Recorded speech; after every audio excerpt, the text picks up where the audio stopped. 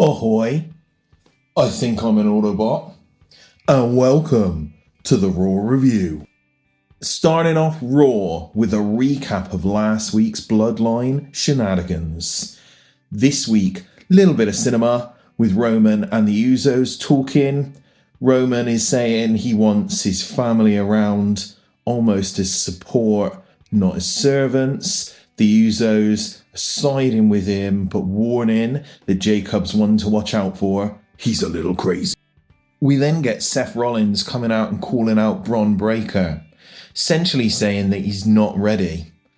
Didn't like the not ready side, which they've also used in the Jacob Fatu. And I don't always like the, you're destined to be a main eventer, you're gonna be the main eventer, you're the best we've ever had. I understand why they do those stories. I don't always like them. I think there could have been something else there. However, Seth did make a really good point on you turned on me and where did it get you?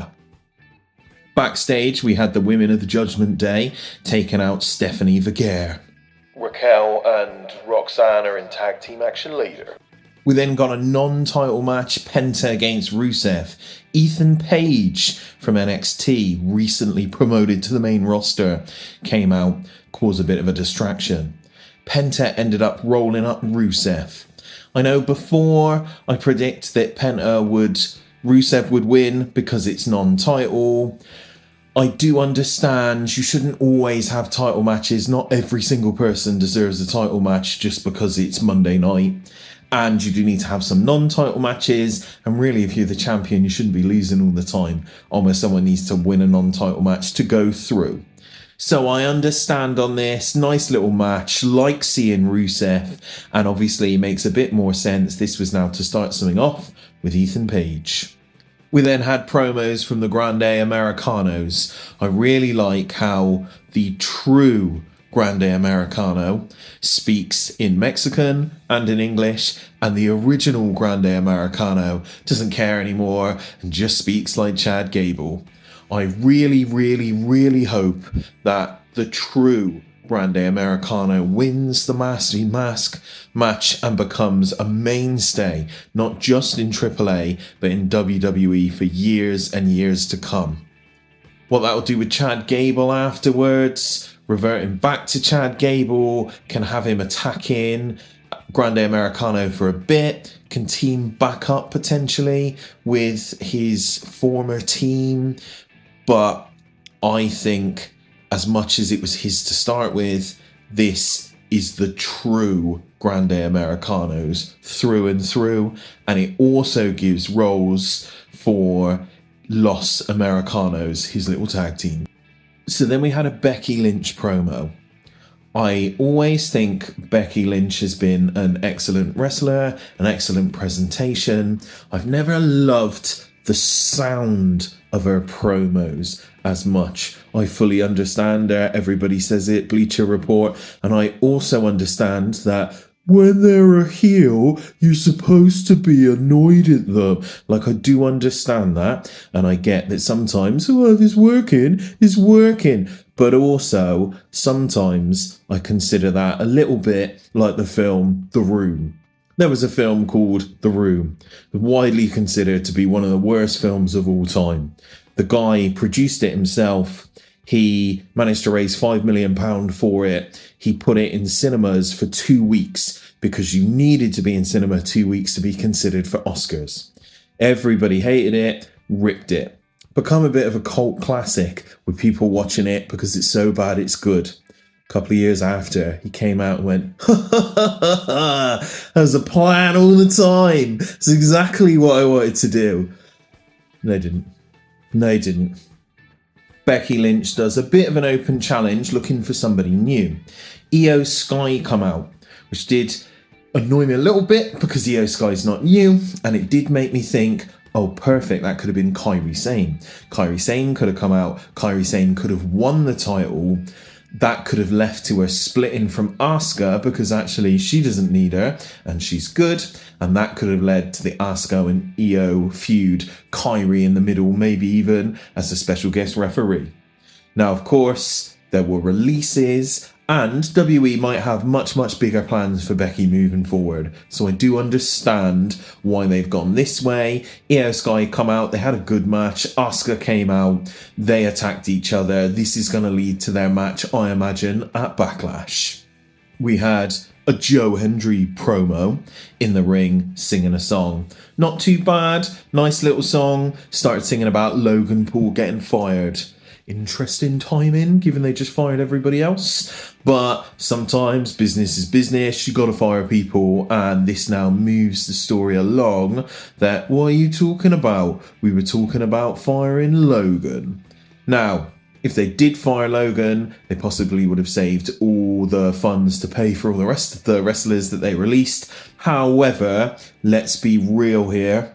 Logan Paul is a future World Heavyweight Champion. I see him potentially winning the Money in the Bank this year, but I really see him in a prominent, most likely title position at Saudi Mania. What a great opportunity to tap into his fan base, to get all the fans to go across to Saudi, especially perhaps so they can time it in with some other boxing events as well.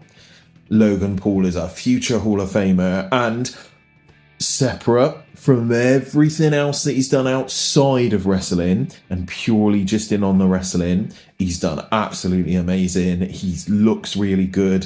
He's getting better. I like a load of his moves, and I like that he was called out by Joe Hendry. What I didn't like is that the Street Profits come out to support Joe Hendry as opposed to LA Knight. I would have teamed LA Knight and Joe Hendry up here, had them as a little bit of a tag team. Joe can be a little bit more jokey. LA Knight can be a little bit more straight-laced. I get that's a little bit like the R-Truth Damian Priest tag team on the other brand. I wouldn't go quite that far. Would give LA Knight something to do and give him a reason to be fighting on with the Vision. Teaming Joe Hendry up with the Street Profits. It's gonna have the Street Profits involved with Seth. I suppose they're all involved in the same group, but then why have you got Joe Hendry involved in there? What are you doing with LA Knight? Maybe we'll see LA Knight move across to SmackDown. He is someone that should be a champion in the future. I think his best chance to do it is by winning the Money in the Bank to get there. He could possibly go over and feud with Cody for a bit, but I don't see him beating Cody right now. Unfortunate. Hopefully something comes around for him. That's why I wouldn't have minded a little run in a tag team. Keep him at the top of the card. Little Asuka promo next, just bigging up the feud that they've got with Io Sky, and I believe it was mentioned that they will be fighting in Backlash, or heavily implied, although not officially confirmed. Had Grayson Waller in a promo backstage with Adam Pearce. Now hopefully that means he's moving away from the New Day so Javon Evans can join the New Day and then have a little storyline down there. Now, he was talking about opportunity and wanting an opportunity. Femi appeared behind him. This led to a bit of a squash match later on. I really like Grayson Waller's theme music. If you hadn't heard it, give it a listen. I do like Grayson Waller. I like that they're trying to do something with him. Femi definitely should have beat him here. And Femi came out and announced that he's going to have a bit of an open challenge, an Oba's open challenge. I like the sound of that. Gives him something to do for a couple of months. Let me know a couple of people you would like to accept his challenge. I'll come out with a video on this later on. Then we had Liv talking backstage with Roxanne, trying to finish their conversation about booting Finn out of the Judgment Day from several weeks ago. Liv said Finn can't be trusted, that the Judgment Day are a family and they were looking out for her, and then left her to it. Finn then appeared and just warned Roxanne off the rest of the Judgment Day, and they can't be trusted. Roxanne said, maybe Finn can't be trusted.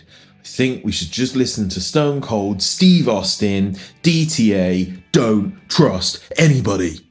We then had a title match, possibly for the number one contenders for the tag titles, but certainly for a little bit of positioning in that division. We had Bayley and Lyra Valkyria come out and get defeated by Roxanne Perez and Raquel Rodriguez. I do think Roxanne Perez was in her hometown. I do really like that team. I think Roxanne Perez is quite young and got a huge career ahead of her. I really like Raquel Rodriguez when she started listening to Big Daddy Cool, becoming a Big Mommy Cool and doing it that way. I always loved her in my career mode as a giant to have. I think she's really good. I think they could do with a bit of gold. Would be nice to see all the Judgment Day girls with some gold moving forward.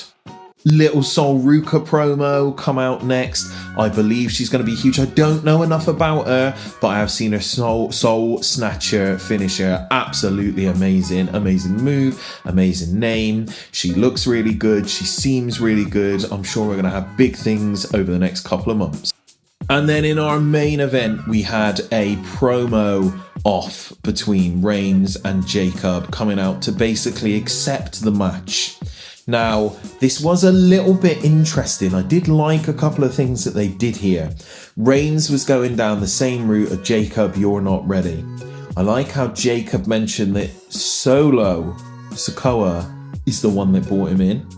I did like that because that was true.